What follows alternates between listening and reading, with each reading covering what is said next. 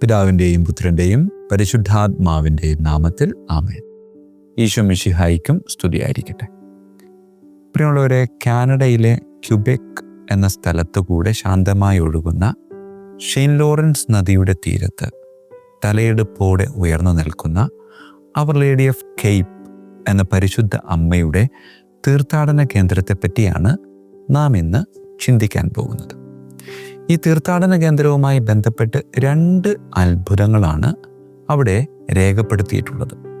ഒന്ന്, ദൈവാലയത്തിൻ്റെ നിർമ്മാണത്തിനു വേണ്ടി saint Lawrence നദിയുടെ കുറുകെ ദൈവത്തിൻ്റെ അത്ഭുതകരമായ ഇടപെടലിലൂടെ നിർമ്മിക്കപ്പെട്ട ഒരു പാലം.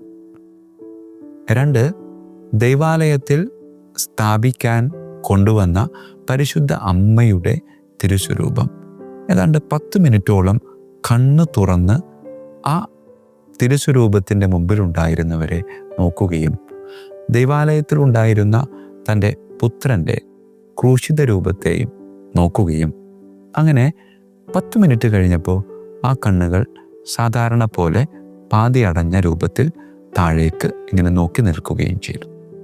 പ്രിയമുള്ളവരെ, അവർ ലേഡി ഓഫ് കേപ്പ്, ഈ കേപ്പ് എന്ന് പറയുമ്പോൾ അറ്റം, മുനമ്പ് എന്നൊക്കെ ഒരർത്ഥമുണ്ട്.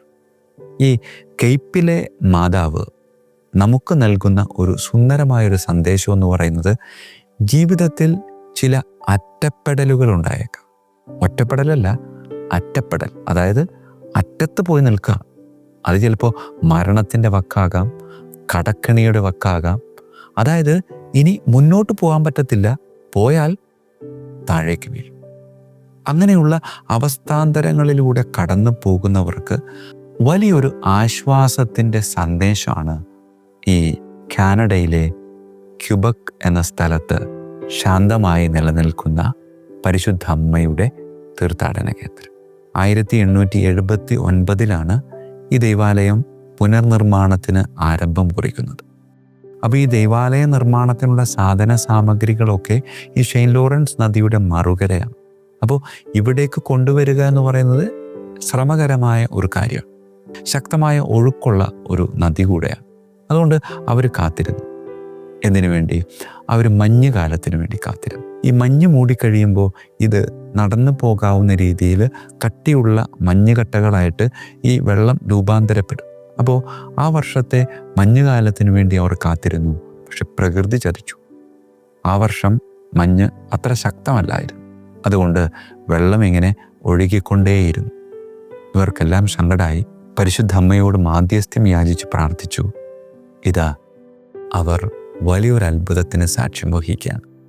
മുകളിൽ നിന്ന് താഴേക്ക് ഒഴുകി വരുന്ന വെള്ളത്തോടൊപ്പം വലിയ വലിയ മഞ്ഞ് കട്ടകൾ ഈ വെള്ളത്തോടൊപ്പം ഒഴുകി വരികയും അങ്ങനെ ഈ ദൈവാലയ നിർമ്മാണത്തിൻ്റെ മുന്നിൽ വന്ന് ഈ കട്ടകൾ ഇങ്ങനെ അടിഞ്ഞുകൂടുകയും അങ്ങനെ ഈ ദൈവാലയത്തിൻ്റെ മുൻഭാഗം മുതൽ മറുകര വരെ സുന്ദരമായി മഞ്ഞുകല്ലുകൾ കൊണ്ട് അടക്കി ഒരു പാലം നിർമ്മിക്കപ്പെടുകയുണ്ടായി.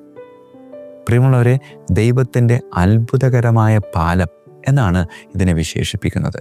ശരിക്കും ദൈവത്തിൻ്റെ അത്ഭുതകരമായ പാലം എന്ന് വിശേഷിപ്പിക്കാവുന്നത് ആരെയാണെന്ന് ചോദിച്ചാൽ അത് വേറെ ആരെയുമല്ല, പരിശുദ്ധ കന്യകാമറിയത്തെ.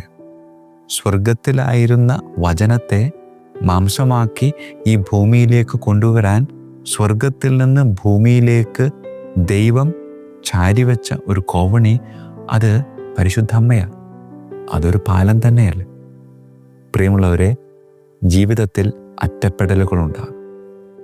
കടക്കെണിയുടെ, മരണത്തിൻ്റെ, രോഗത്തിൻ്റെ, അങ്ങനെ അറ്റപ്പെടലുകളിൽ ഇതാ ഒരു താങ്ങായി അമ്മ കൂടെ ഉണ്ട് എന്നതാണ്.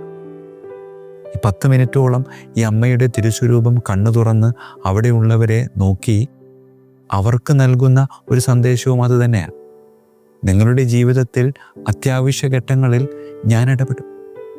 അത് നിങ്ങൾക്ക് ചിന്തിക്കാവുന്നതിനപ്പുറമായിരിക്കും.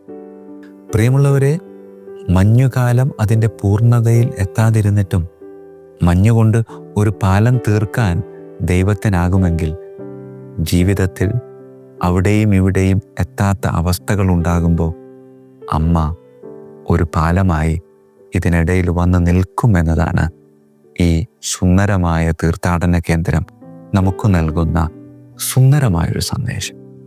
അതിനാൽ പ്രിയമുള്ളവരെ, കണ്ണുകളടച്ച് കരങ്ങൾ കൂപ്പി പ്രാർത്ഥിക്കുന്നതിന് മുമ്പ് ഇന്ന് അൽഫോൻസ എന്ന് പറയുന്ന ഒരു പെൺകുട്ടി സമാനമായ ഒരവസ്ഥ എന്നോട് പങ്കുവയ്ക്കുകയുണ്ട്.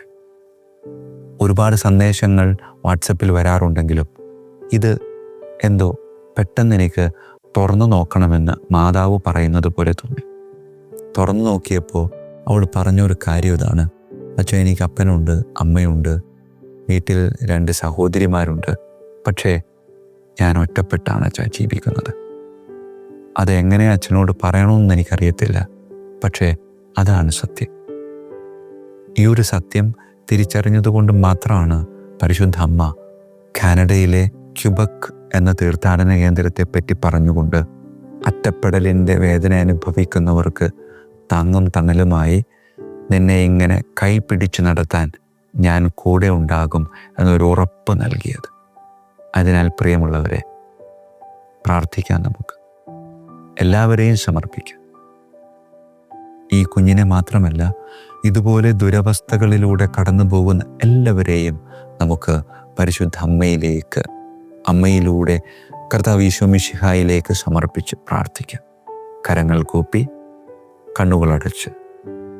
കാരുണ്യവാനായ കർത്താവേ, ജീവിതത്തിൻ്റെ യാത്ര ഇങ്ങനെ മുന്നോട്ട് പോകുമ്പോൾ ചില സമയത്ത് മുന്നോട്ട് പോകാനാവാതെ ചിലതിൻ്റെ എല്ലാം വക്കില് അറ്റത്ത് വന്ന് നിന്ന് ഇനി എങ്ങോട്ട് എന്ന് അറിയാൻ പറ്റാത്ത അവസ്ഥയിലൂടെ കടന്നു പോകുന്ന ഓരോ മക്കളെയും സമർപ്പിക്കുക.